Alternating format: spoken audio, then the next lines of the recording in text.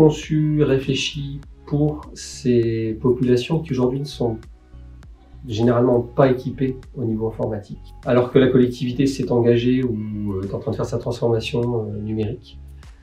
Donc l'idée sous-jacente, c'est que chaque agent de la collectivité, dont effectivement ces agents plutôt de terrain, dispose d'une identité numérique qui soit là pour le coup portée par le cloud, et que ces agents se voient offrir des services de collaboration et de communication, d'accéder peut-être à des portails RH dans lesquels ils retrouvent un certain nombre d'informations comme leur congé, leur bulletin de paye. Économiquement parlant, ces plans sont complètement adaptés aux collectivités puisqu'ils sont à des prix qui sont 2 à 3 fois inférieurs, quasiment au même service qui sont proposés aux agents qui eux sont tous des agents historiquement informatisés.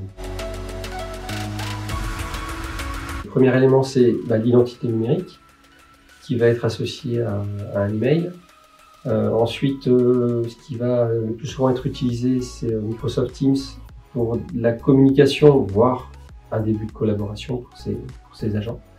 Et puis, si l'intranet a été porté sur Office 365, l'accès à l'intranet.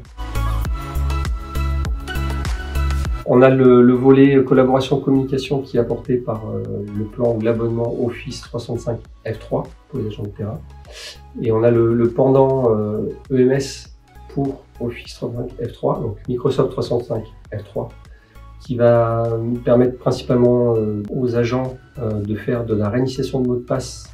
Ce sont des personnes qui vont potentiellement ne pas tout le temps accéder au système d'information, donc qui parfois vont oublier leur mot de passe. Donc il faut qu'on ait une capacité à ne pas surcharger les équipes support de la DSI et de rendre l'agent autonome. Deuxième aspect, c'est qu'on va pouvoir mettre en place de l'accès conditionnel à partir de règles spécifiques au système d'information en fonction du device, que ce device soit managé par l'organisation ou propriété de l'agent. Et le troisième aspect, c'est que cet accès conditionnel va pouvoir être couplé à de l'authentification multifacteur. Les objectifs, en fait, ils sont triples. Le premier, c'est d'obtenir encore plus d'engagement de l'agent vis-à-vis de son employeur, sa collectivité. Le deuxième, c'est de faciliter son travail.